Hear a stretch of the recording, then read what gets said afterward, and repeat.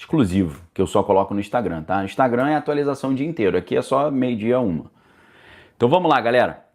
Obrigado, Johnny Alves aí, tá nos ajudando. Valeu, meu amigo. Um grande abraço, tá? Então, palhinha agora sobre isso. Esse é um dos assuntos mais importantes que a gente precisa conversar. Só que, como eu disse, depois do retorno do presidente Donald, as coisas mais contundentes eu só vou falar lá dentro da arca, tá bom? O link da arca já tá aí para você adquirir, ok?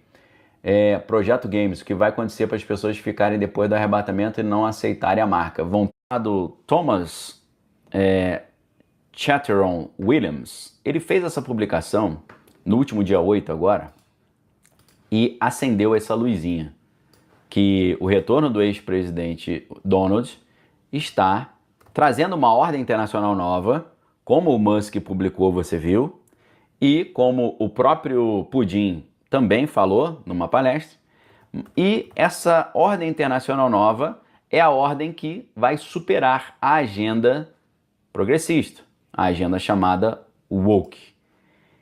Isso está todo mundo vendo com uma alegria enorme, mas eu vejo com uma enorme preocupação. Olha o que o Thomas Will publicou. Agora estamos vivendo oficialmente na era pós-woke. Acredito que terminou logo depois do último dia 7 de outubro, não desse ano, do ano passado, mas desde o dia 6 de novembro não há mais debate. Ou seja, o que eles estão querendo dizer? Eles estão querendo dizer que a vitória do presidente Donald, ela simplesmente deu fim à ordem internacional anterior, trazendo uma ordem internacional nova, e além disso também ela está trazendo o fim da era woke, beleza? E aí, meus amigos, muita gente olha isso e fala, opa, que legal, aleluia. Eu já fico muito preocupado, sabe por quê? Porque eu já ensinei para vocês que a ordem mundial nova que realmente vai enganar todo mundo vai ser uma ordem mundial que vai ser supostamente cristã, supostamente conservadora, supostamente defensora da família e dos bons costumes, supostamente defensora dos valores tradicionais. Em nome da defesa dos valores tradicionais e contra os valores progressistas, eles iriam implementar uma ordem internacional nova verdadeiramente enganadora, verdadeiramente persuasiva, verdadeiramente complicada e preocupante, porque ela vai enganar as pessoas. Ou seja, se você ainda não percebeu que a Bíblia inteira, do início ao final, ela fala sobre o engano. Ela fala sobre o mal se fantasiando de bem, o óbito se fantasiando de vida, as coisas boas se fantasiando, as coisas ruins se fantasiando de boas. A Bíblia do início ao fim fala sobre lobo em pele de cordeiro. A Bíblia desde do início ao fim fala sobre o joio que se parece trigo e se passa por trigo, ok? A Bíblia fala sobre os cristãos sendo enviados como ovelhas em meio a lobos, né? Então, se você ainda não entendeu essa dimensão do engano, sabe o que acontece? Você já está enganado. A Rosane está falando que é confuso.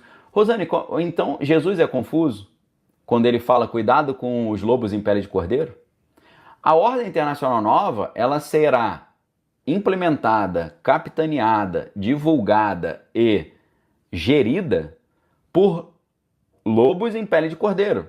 Ou seja, lobos fantasiados de cordeiro. Ou seja, cordeiros que na verdade não são cordeiros, são lobos disfarçados. Isso é confuso? Isso é claro, isso é evidente. Tudo que Jesus nos ensinou, cuidado com os falsos líderes, cuidado com os falsos mestres. Eles parecem ovelhas, mas são lobos fantasiados, ok? E, além disso, isso ficou patente no ápice de um momento da história de Cristo. Porque você, hoje, você pensa assim, como é que o povo foi tão bobo de ter escolhido Barrabás em vez de ter escolhido Jesus? É porque os dois, ao contrário do que você pode pensar, eram muito parecidos. Vamos ver as semelhanças entre um e o outro. O Barrabás, ele era filho do pai. Como assim filho do pai? Jesus ele se apresentava como filho de Deus, não era? Barrabás também, porque o nome dele significa isso. Bar é filho em aramaico, Abbas é pai. Barrabás significa filho do pai. Jesus era filho do pai, Barrabás era filho do pai.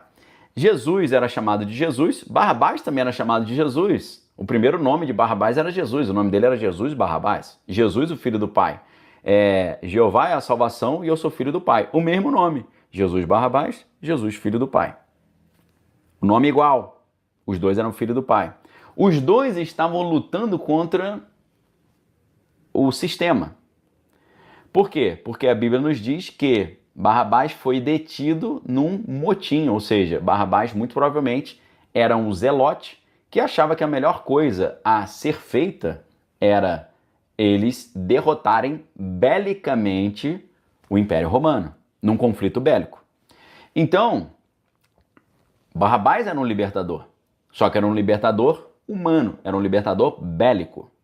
Jesus era um libertador, mas ele era um libertador espiritual. Tanto que ele falava, meu reino não é deste mundo. Dai a César o que é de César, dai a Deus o que é de Deus. Perfeito? Então, os dois eram libertadores. Os dois eram chamados de Jesus. Os dois eram filhos de Deus. Os dois estavam ali para ajudar as pessoas, teoricamente. Tá? Então, você tinha o verdadeiro Jesus e você tinha o falso Jesus.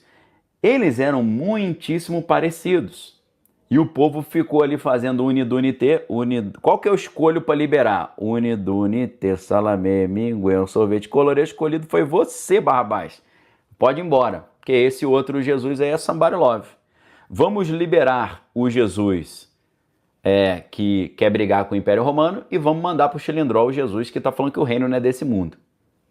Foi muito difícil para o povo naquela época escolher o Jesus certo, escolher o libertador certo. Da mesma forma, será agora.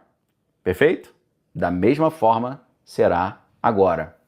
Aberlúcio falou um negócio completamente incompreensível. Jesus não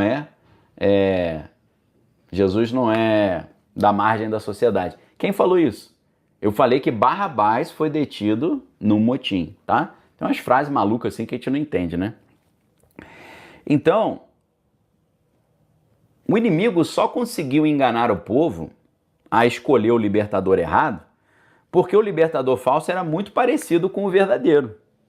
Ok? Vocês conseguiram entender isso?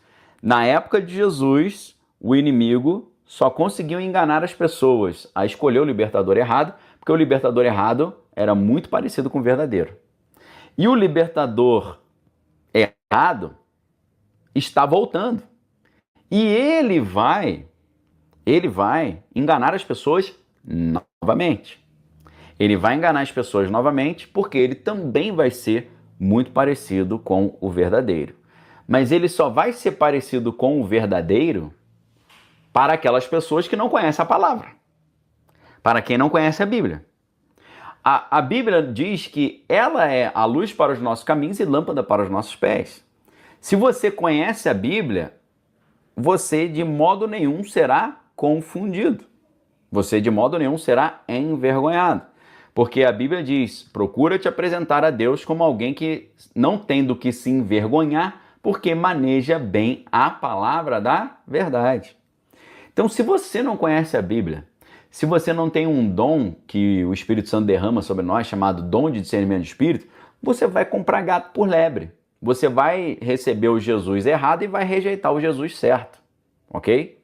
O Jesus errado, ele vai parecer muito com o Jesus certo. O que o Jesus certo era? Um libertador. O cara vai ser libertador, o Jesus errado. O que Jesus era? Jesus era um escolhido por Deus, um ungido por Deus. O Jesus errado também, todo mundo vai achar que ele é um escolhido por Deus. O Jesus correto fazia milagres. O Jesus errado também vai fazer o que o apóstolo Paulo chama na segunda epístola ao Tessalonicenses, milagres, sinais e prodígios de maravilha que se pudesse enganaria até mesmo os escolhidos. O Jesus errado, ele vai fazer milagres. Prepare-se para você ver líderes geopolíticos fazendo milagres, ressuscitando os mortos, curando cegos, curando surdos, curando enfermidades. Isso vai acontecer, porque o apóstolo Paulo já tinha nos avisado que esse poder vem da eficácia do poder do inimigo, ok? Então, você que acha que só porque alguém faz um milagre ele está com Deus, você está por fora, meu amigo. Porque o apóstolo Paulo já tinha nos avisado sobre os sinais prodígios os sinais e prodígios falsos, milagres, sinais e prodígios falsos.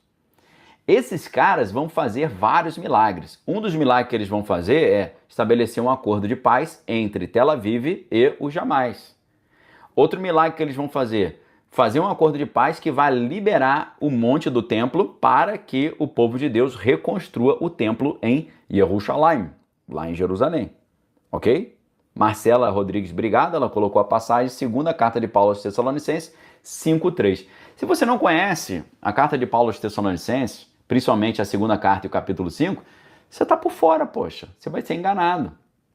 Então, o que eu estou querendo dizer para vocês é essa ideia de que agora a cultura woke e progressista foi derrotada, essa ideia que uma ordem internacional nova, cristã e conservadora está sendo estabelecida, é exatamente o que a Bíblia já falava que ia acontecer com um grande engano do final dos tempos, que se pudesse enganaria até mesmo os escolhidos.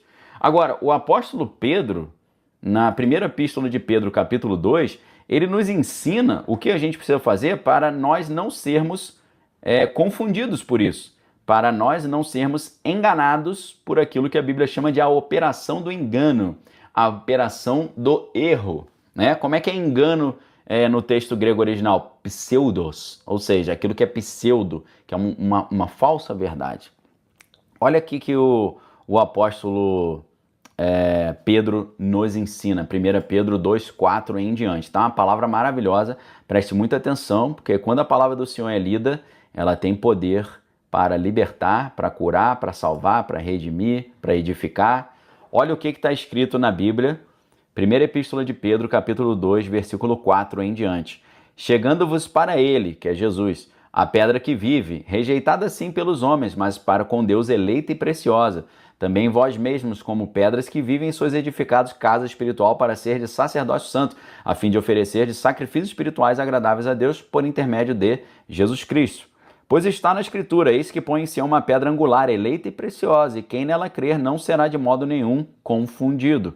Para vós outros, os que creem, é uma pedra preciosa, mas para os que não creem, a pedra que os construtores rejeitaram, essa veio a se tornar a principal pedra de esquina, e pedra de tropeço e rocha de escândalo são estes os que tropeçam na palavra, sendo desobedientes, para o que também foram postos. Vós, porém, sois nação eleita, sacerdócio real, povo santo de propriedade exclusiva de Deus, a fim de proclamar as virtudes daquele que vos chamou das trevas para a sua maravilhosa luz.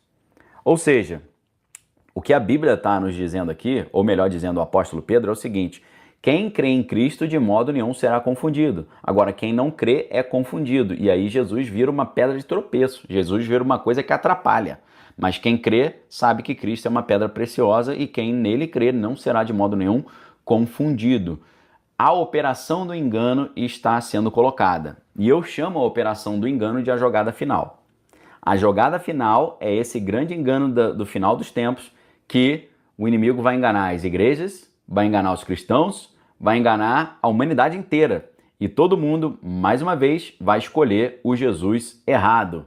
Vai escolher Barrabás em vez de escolher o Jesus verdadeiro. Vai escolher o libertador falso em vez de escolher o libertador verdadeiro. Já estava tudo nas Escrituras, porque a Bíblia nos ensina que Deus não faz nada sem antes avisar ao seu povo por meio dos seus profetas, ok?